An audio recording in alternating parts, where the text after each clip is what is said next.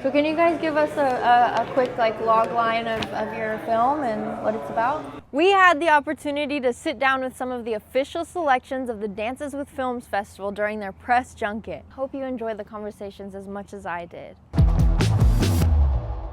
Yeah, sure. Gio Randazzo, I'm the director and actor in She Follows, and our film is about a ghost encounter that I had 16 years ago, where I saw a real ghost, and 2 other people did too at the same time, in real life, yeah. Hey, where have you been? I don't want to pressure you to do something you don't want to. You don't have to be scared to take the next step.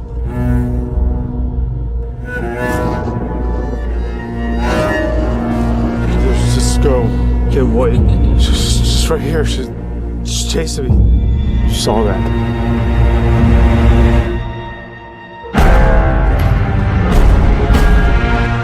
She's following me. I need to get inside. Did you see that girl, too? I thought we were supposed to be together forever. Stop running and take a breath. I thought I lost you. I'll always be there with you.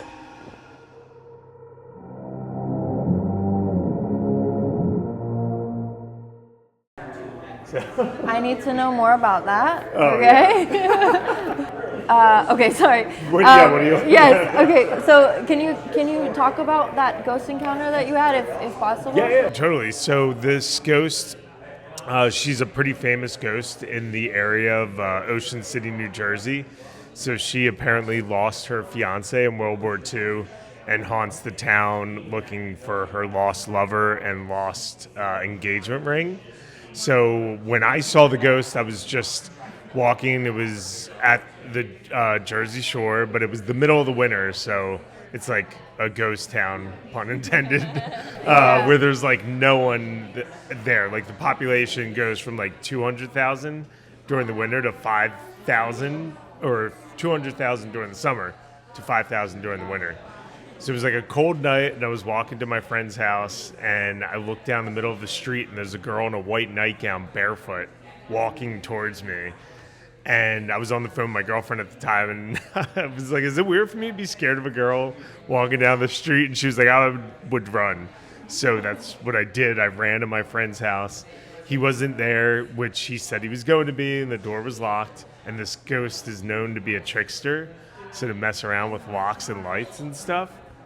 And as I'm like walking back towards my house, because my friend wasn't there, or not answering at least, I was in between the houses. I was walking, and I saw her, so I started running. And as I was running, she was keeping up with me walking, as in between each house. And then when I got back to my apartment, because I called my brother, he came out. She disappeared. Started telling them the story. And then they were obviously intrigued and were like, I want to see this. I think you're full of crap. And they came out and we all saw her. Okay. And you were not there. I was not.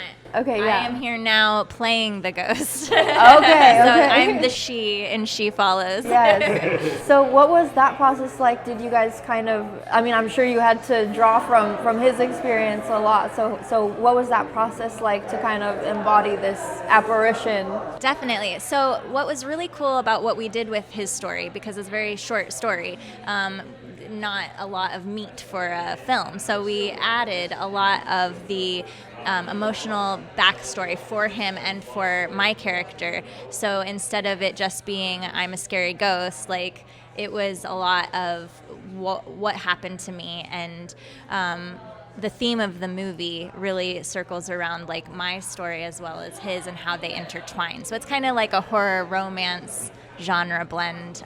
So the process was kind of technically getting some crazy makeup and prosthetics, and the hardest part was wearing these white contacts, and you can't see. So you can see, it's like looking and your eyes are open, but it's just white everywhere. And Wow. It's actually it sounds like, oh, that's crazy, but it is scary. Your brain starts going like, what is happening? What is happening? And you know what's happening, but your body just like goes into this like panic mode. So, and the girl who did the makeup knew that. So she was like, it might be a little scary, but I'm here. She would like pet me and she was like, it's okay. And it's normal that you're feeling weird. And I was like, I wore them for hours. It was crazy. But, so that was the hardest part, but emotionally it was just like any other character, getting into why I'm there and what about him is making me, intrigued and want to follow him around, Wow. It's actually really interesting when you talk about not being able to see, because I feel like maybe that's somewhat of what the ghosts are That's like. what I was thinking, yeah. So in filming, we originally were just going to like shoot it as the story happened, like I said. But while we were filming, we ended up, like she had said, we added in this layer of emotional depth. So like my character, we were like, maybe I buy the engagement ring that she's looking for, and it's her engagement ring. We came up with this the night before we were about to film. Oh, wow, yeah. And that night, the gaffer who was supposed to come from 3 hours away with a 1-ton truck was in the hospital, him and his wife, all night. So we had to find a replacement. The first replacement could only do 1 day, so we had to find another replacement. What? That second replacement's mom, in the 1950s, found this actual woman who is the ghost, her engagement ring, which is the reason why she haunts. So our thought process is that, like, kind of how you were saying, the haunting of Hill House or whatever. Yes, how yes. like all time happens at once.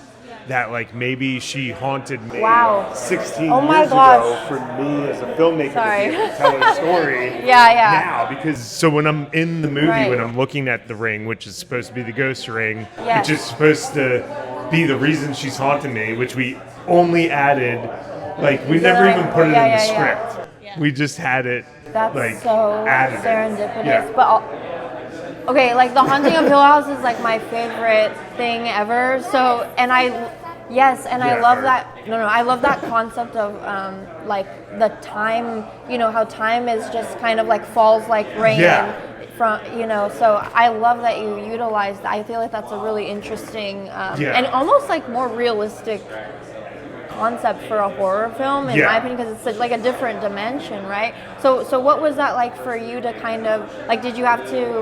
Did you kind of internalize that, like, oh, maybe time doesn't exist in the same way that this character is? Like, how did that impact your character? Yeah, it was like, I guess I kind of approached it like everything is immediate, like whatever's happening is like all, like kind of all encompassing. So it kind of, my actual lover and he are almost one and the same, and it's all about the desire to connect with him. So it was just like about the immediate moment in front of me, and everything kind of blending together, my story into his story. So I just made it all kind of one, and that's how because it's very hard to approach something like that. You kind of just have to make your own way, and that's how I did it.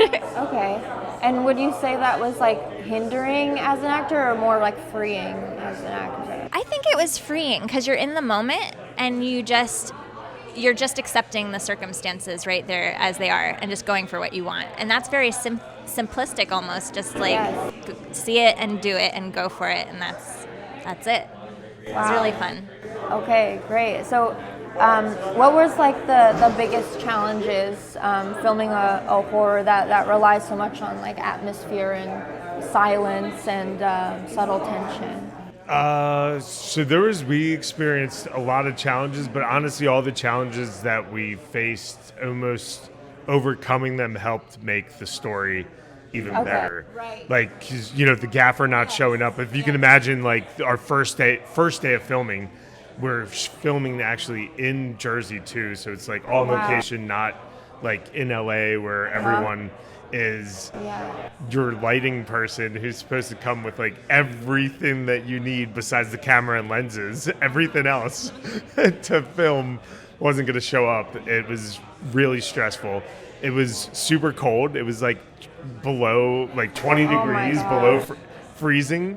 So like, but the same thing that just helped add to all the tension and reality of a lot of different moments, like being scared and just like shock, because we were just freezing like outside shooting on the streets for so long. So did you film in the same place that you found the ghost? So what was that like being in the same place that you originally had this experience and now kind of recreating that fear? It was surreal for sure. We didn't get to film in the same apartments because like my friend no longer lives in that apartment. I never longer live in the other apartment, but as far as where she was following me, those streets we did film exactly where it happened, and it was definitely surreal because it was also the middle of the winter and it was very cold, so there wasn't anyone around, and like the Jersey Shore is already kind of an eerie place, and then like there's this level of we're recreating this, especially then everything with happening with the ring, and like there was just this fear that she was there, because when I first saw her originally, and like I wish I could be like, I felt fine, like she's a happy ghost. Like, no, I was scared that she was going to possess me, and we actually incorporated that into the film with a dream sequence of like what would have happened in my head, like take an artistic license that had she had possessed me, like which was super cool. We have a dance scene and a stunt scene in that, which were two other large obstacles. Like I fall off a building, so trying to figure out how to create and execute that. But it was super fun, and I think how it turned out was really cool. And then we have like a 1940s sequence as well, which was finding all the wardrobe and that location and cars for 1940s was also a challenge to overcome, but we did, and think that it pays off in the end. Okay. So. And I'm curious to know, like, being on location, did you in some way feel her presence as well, or like? It was just eerie because we kept expecting her to show up. I honestly, and it's a night shoot, so you get a little crazy. And so I was just like, when they were doing their scenes, I didn't do most of my scenes we did actually on a soundstage here in Los Angeles, but I was there helping with everything, as you do as indie filmmakers. Yes. And it was just like so spooky, and we kept expecting her to show up because she shows up to large groups of people. She shows up at weddings. She shows up. People will be looking in the mirror, brides especially, because she's very into brides and weddings, will be looking in the mirror, and they say their face will turn into her face, and like it's super scary. So I just, the whole time I was expecting to see her, I would look at buildings, and like any little shadow, I'd be like, she never appeared to me. I actually kind of wish she had, but I would have freaked out. But you could feel it was like a little like she was there. Yeah. Maybe not her complete physical form, but Maybe she knew you guys were expecting her. Yeah, she was like, no, you don't get to ask for me. Yes. Okay. So, as indie filmmakers ourselves, we would like to know, like, what defines a successful short film for you guys. I'll start with what we've been talking about. I honestly think, and we've been asked before about like the challenges, and I think one of the coolest things about indie filmmaking is that you have to work with these challenges, and it forces you to become more creative and come up with new ideas. And honestly, most of the time, I think it makes it better to like overcome whatever challenge that was, do it in a different way, think on your feet. And when you have a ton of money, like if you're with a studio or something, you're just throwing money at it. You find a workaround that is like, we're still doing the same thing. Now we can't possibly do the same thing if we run into a snafu. So I think it's really cool to think outside the box and come up with a solution to your problems and persevere. And I think that's like one of the spirit of indie filmmaker things is like, we're going to finish this and we're going to do our best and make whatever happens the best we can make it. And I think that's beautiful. So that's... Yeah, I agree. I think the coolest thing about indie filmmaking is the fact that anyone who's participating for the most part in indie filmmaking is in it for the passion of the project or the passion of the person, and they're really doing it because they believe in that story or that person or, you know, what it represents, and they're not doing it for a paycheck. Because more often than not, there's not really a paycheck in indie filmmaking, and I think that's so cool. Okay, great. Okay, well, I do have one more question. What's next for you guys?